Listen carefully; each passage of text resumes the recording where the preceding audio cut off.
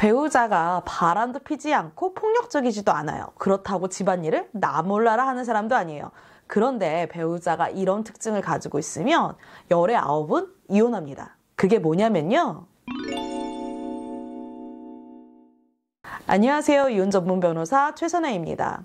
변호사님, 한 달에 상담만 수십 건을 하시잖아요. 그렇죠. 그러면 배우자가 바람도 안 피고 크게 문제 일으킨 것도 없는데 이런 배우자와는 이혼할 확률이 높다, 이런 경우 있나요? 뭐 100%는 아니지만 그 상담 오시는 분들 중에 이것 때문에 열의 9 이상은 이혼 결정을 하시는 분들이 있긴 있어요. 바로 배우자가 결혼하고 나서도 부모에 대한 의존도가 굉장히 높을 때인데요. 좋게 말하면 효자 효녀고 좀 안 좋게 말하면 마마보이 마마걸인 거죠.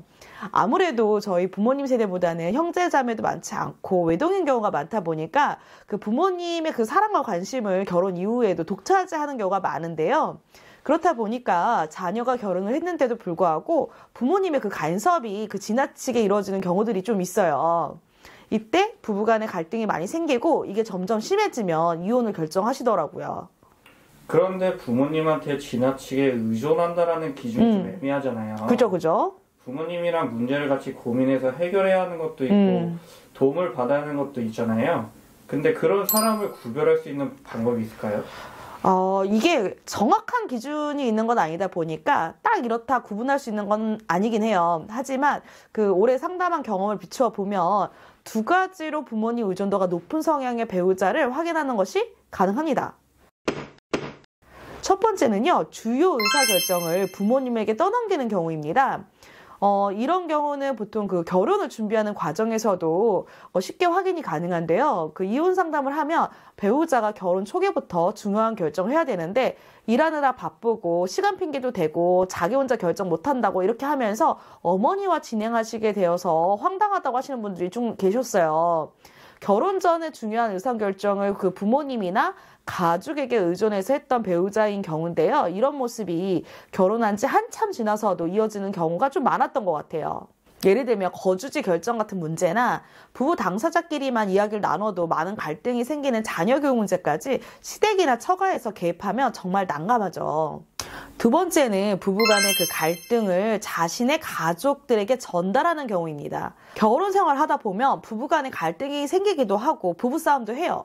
그런데 이런 문제가 생기면 서로 충분한 대화를 통해서 해결해야 되는데 서로 간의 대화는 전혀 하지 않고 갈등 상황을 생중계하듯 친정이나 본가에 얘기하는 경우가 있어요. 아무리 그 성품이 좋은 부모라 하더라도 혼이나 며느리나 사위보다는 자신의 자녀가 더 소중한 게 당연하고 팔은 안으로 굽을 수밖에 없잖아요. 그렇다 보니까 이런 일들이 쌓이다 보면 결국 시댁과의 갈등, 처가의 갈등으로 인해서 서로 연락이 끊기게 되고 이러한 상황이 길어지면 이혼까지 이르게 되는 경우가 좀 많은 것 같아요.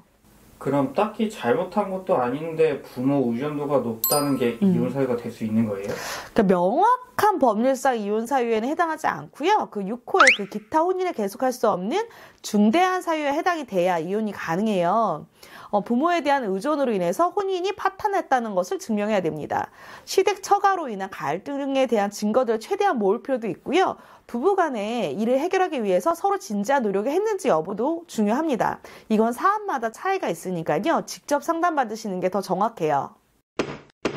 오늘은 이혼할 확률이 높은 배우자의 특징인 부모의 의존도가 높은 배우자에 대해서 말씀드렸는데요. 이건 제 사건들을 기준으로 말씀드렸기 때문에 반드시 정답이라고 하기보다는 이런 경우도 있구나 이렇게 참고만 하시면 좋을 것 같아요.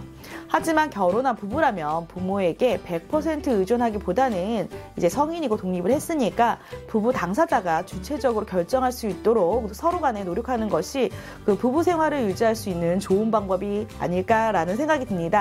다음번 영상에서는요, 이혼 전문 변호사뿐만 아니라 다른 변호사를 찾아가도 내 사건을 잘 해줄 수 있는 변호사를 구별하기 위한 질문 방법을 알려드릴 테니까요. 필요하신 분들은 구독, 알람 설정 꼭 부탁드려요.